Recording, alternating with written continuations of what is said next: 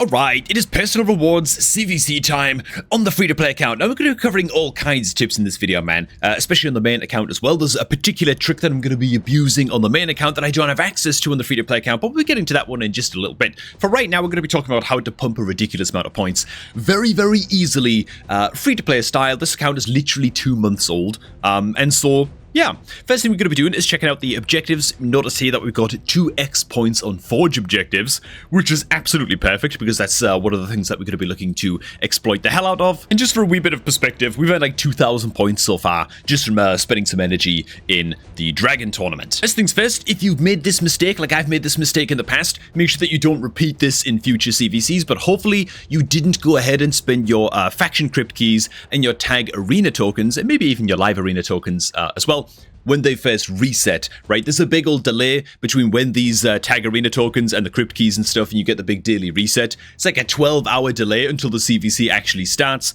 Just always make sure that you're saving those keys to use when the CVC begins, and not kind of blowing your load early, so to speak. Not that I'd know anything about that. But tag arena stuff isn't exactly interesting to watch, man, so let me just go ahead and skip on through these. In fact, what I can do right now is inform y'all that we've got a brand new beginner promo link on, man.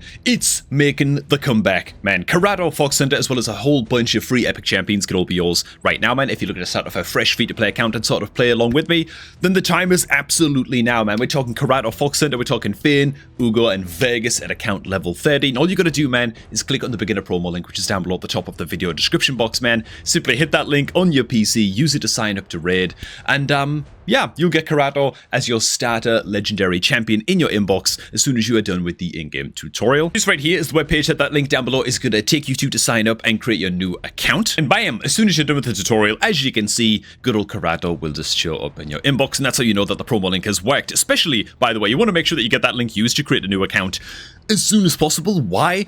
Because Udex Ator is still a free legendary fragment champion that you can collect on day one of your new account as well, but only until the 9th of May, so the clock is really, really ticking on that one. In fact, I'm going to do a whole video dedicated to setting up like the perfect new account with this new promo link a little bit later on today, man. So make sure that you stay tuned for that. Tag Arena's done. Lovely. Go ahead and buy my Drexler Blood Twin fragments for the day. Next up is, of course, Faction Wars, which isn't that interesting either, so I'll go ahead and just skip through these real quick. Actually, no, I won't. I will throw in a quick word on this, man, is that if you're a new player in Raid, realize that you're going to be spending your Faction Wars keys in all of them every single day, as much as you can, even if you can only clear stage 1 of Faction Wars. My Lizardmen faction team here is trash. It's a bunch of like level 1, level 2 champs. I haven't built any of these guys at all. They're all very, very whatever, and it takes a long time to throw all my keys into Lizardmen Faction Wars, but it's still important to get it done because we're still getting some very, very minor crafting materials that we can still use in the Forge. Once a month, whenever the personal reward CVC rolls along,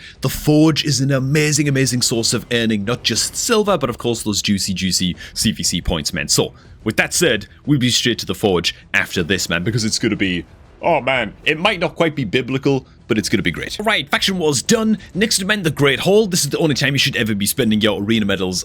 Anyway, normally I'd recommend just putting all your medals into your accuracy nodes, but I do have a challenge, like one of the early game challenges, to go ahead and level up one of each of the attack nodes for everything but Void Affinity. There it is. Challenge complete. The rest of these, frankly, is going to go straight into accuracy, man. The question is, do I go like 2 into accuracy right here? I think I probably do, man. I'm just going to rush the magic one up to level 5 accuracy. All kinds of free CVC points right there as well, as you can see. Anyways, next up, the Forge building, man. This is a big one. This is a huge one, actually. So heading on into the Forge, we now have the option to quick craft in the Forge, and we're going to be using that in just a sec. But what I'm going to do is go ahead and throw my rank and rarity champs, because I can only craft like, what, 4 or 5 pieces of 4 or 5 star gear for perception anyway, so I want to try and make these as good as I can. Anything with speed or accuracy rolls I'm going to consider to be a very, very big win and a very, very good piece. Crit damage speed is a little bit off kilter, but we're just hoping for whatever the hell we can get our hands on here. Their pace is a sell right away. 3 more crafts. And now that all of those are out of the way, we can go ahead and remove the rank and rarity charms. We're going to go to our 3 and 4 star pieces. And look at all these garbage materials that we got here, man. Even for perception gear, like these low quality materials, probably not going to produce anything of value for us. What I can do is use the quick craft button down here, going down to select filters, and I can make sure that if we hold on to anything of these materials, we're really just holding on to any 4-star perception speed boots, because these can still be pretty good. Go ahead and check, I guess, all of the substat boxes. Actually, because they're quite tough to get, I'm willing to also keep HP percent and defense percent, gloves, and chests as well. I think those are fine, at least, for me to hold on to. And so, yeah.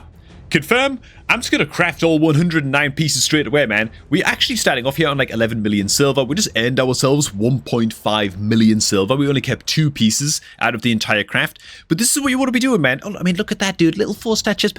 This is, it's, okay, it would be nice if it was 5-star, obviously. That would be great. But speed and accuracy substat rolls, defense percentage main stat, it might only be a 4-star piece, but for a 2-month-old account, that's actually pretty good. And just by crafting all those pieces as well, we get all kinds of CVC points. Also, so I'm going to do exactly the same thing with the resilience gear as well, except I'm not going to waste any rank or rarity charms on resilience gear because it's not quite as good for me.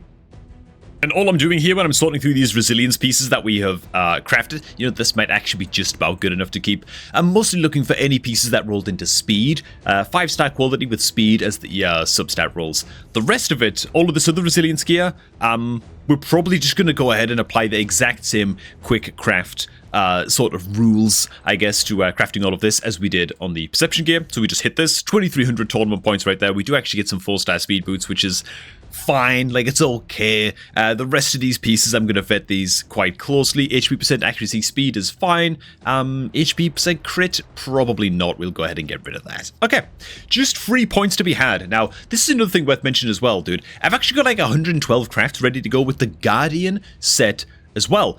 Just all crappy low quality materials, man. And this is another thing that comes down to just make sure that you're spending your keys every day, especially as a free-to-play player.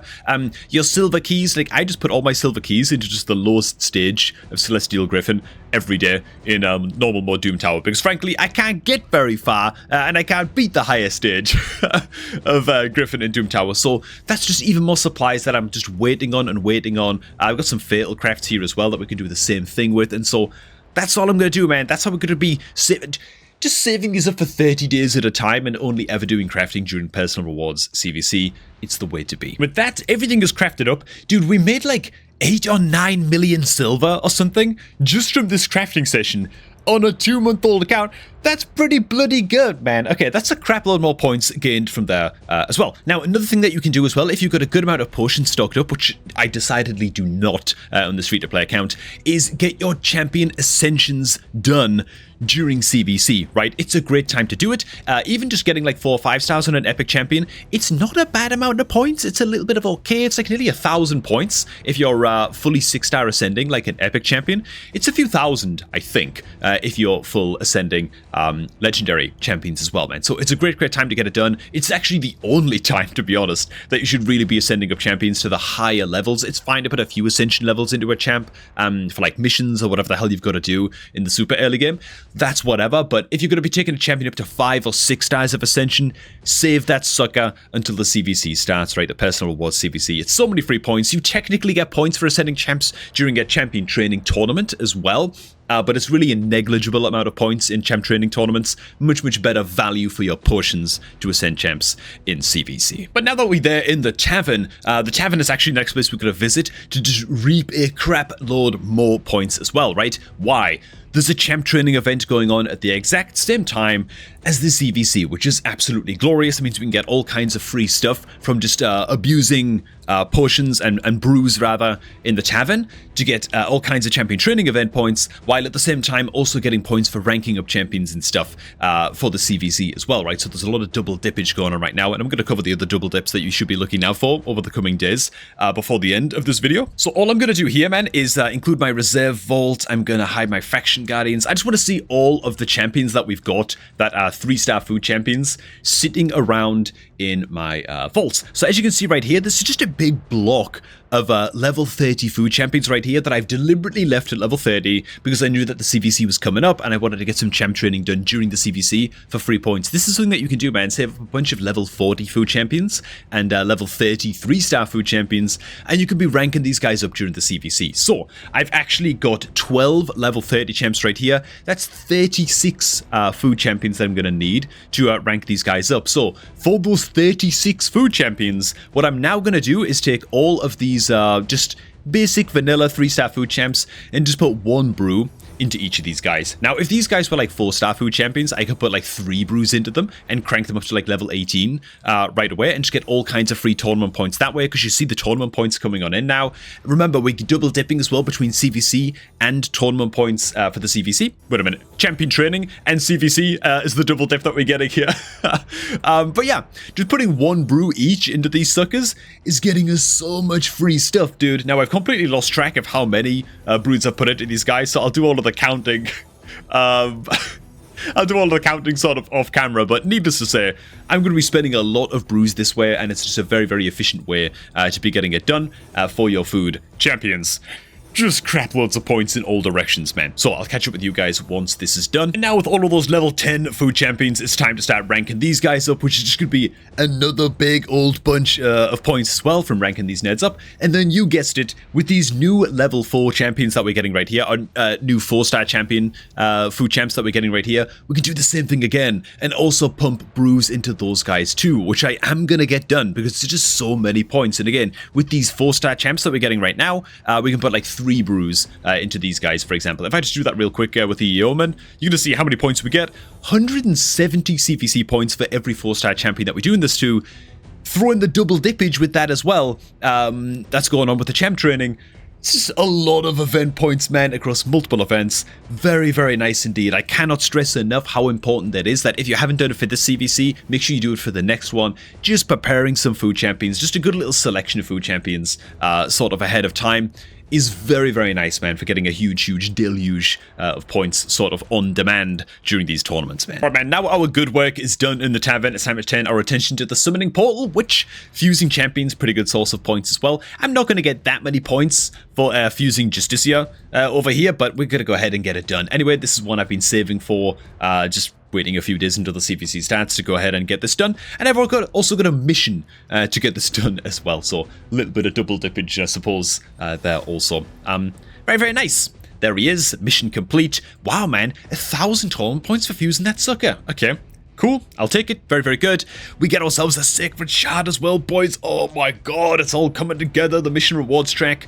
Unlock the next stage, finally. I'm a little bit behind with these missions, but it's all good. We're going to claw our way back very, very soon. Next up, actually back to the tavern, just briefly. So when it comes to upgrading your champions' skills, this is, of course, something that you kind of only want to be doing during CVC. What I will say is that, look, man, you can technically spend skill bucks to upgrade champion skills during stuff like champion training tournaments and get some easy points that way as well. When you're in like the first couple months of your account, I think it's fine to spend your epic skill books during either CVC or champ training tournaments. I think it's sort of fine either way. What I would say is when it comes to your legendary skill books, I'd recommend waiting and holding on to these suckers until the personal rewards CVC, just to help you hit those big old rewards totals that you're looking for. I've only got a couple bucks that I've saved up over a month for use on Supreme Gallic. I'm really hoping that it goes into the A3, lads. Get the cooldown reduction on this A3 would be remarkably good.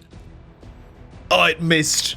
Oh god, don't tell me they both went into the A1. Oh my god, they did. Okay, well, that was a month of suspense for a huge whiff, but well, there you go, I guess. This is how it crumbles sometimes. A top quality rare champion that I'm going to go ahead and fully book right now. It's going to be Bowsmith Flannan. Fine to just go ahead and fully book up this guy. Great little rare champion for using faction wars and all that kind of stuff. So look how many bloody tournament points you get. Even just for spending the rare skill tomes, dude. 6,000 points for full booking a Flannan with rare books.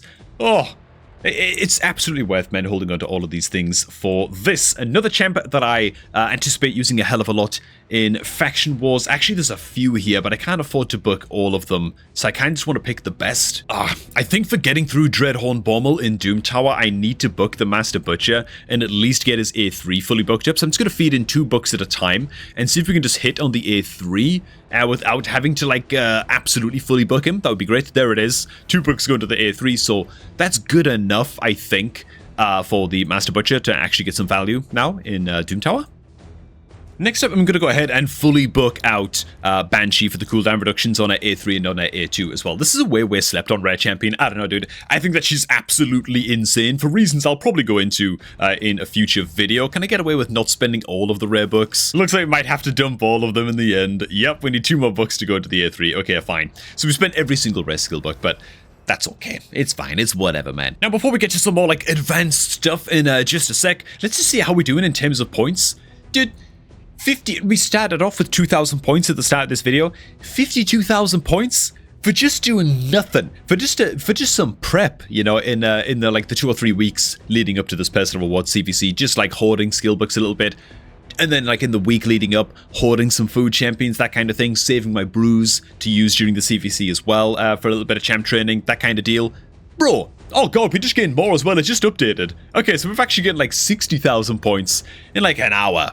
Like, no problem at all. You know what I'm saying? We're definitely going to be able to hit the 100,000 for the personal rewards in this one without too much issue. Very, very nice indeed. Now, some things that you want to look out for are, of course, double dipping between, well, basically any event that's going on in the game right now has extra value because anything you do, like Dragon tournaments right now, the Sand Devil tournament tomorrow for my main account might be a thing that I look into as well. But the Dragon tournament is lining up with CVC and with the Dungeon Divers event right now as well. So it's a great, great time on an early game account, especially if you're farming like stage 16 Dragon or something like that and just farming up some good 5-star quality speed gear. That's going to be very, very nice to get done. You also got to take note that there's a gear enhancement event starting tomorrow. This is a big one. You want to make sure that right away, as soon as this gear enhancement event starts, get it done, right? Start spending silver on your artifacts, upgrade your stuff, and get all the gear enhancement event rewards while the CVC is still live. Okay, there's going to be like a 20 or 24-hour overlap between this gear enhancement event and the end of the CVC, so make sure that you're doing this right away as soon as this goes live. It's going to be all kinds of free CVC points there as well, and you're going to get a good amount of double dippage. That's going to be great. And now for the big one, man. Now for the big one. This is, again, I'm back on the main account right here, as you can see.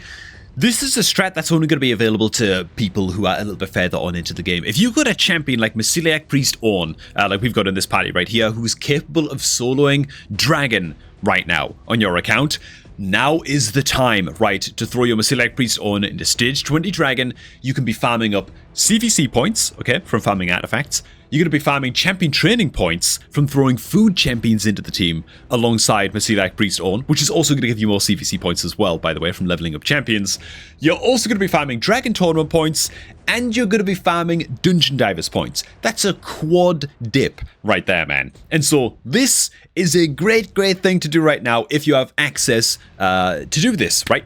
Also, similarly, in a similar vein, there's going to be a Sand Devils tournament starting tomorrow as well, right? If you've got the Godseeker and Neri Ninja kind of like duo solo-ish team, you can be farming up 3 food champions simultaneously alongside any team that can duo or solo the way through Sand Devils. And so that's great as well, right? Because champ training's still going to be live, I think. The CVC's still going to be live. There's a lot of dippage to be had in there as well.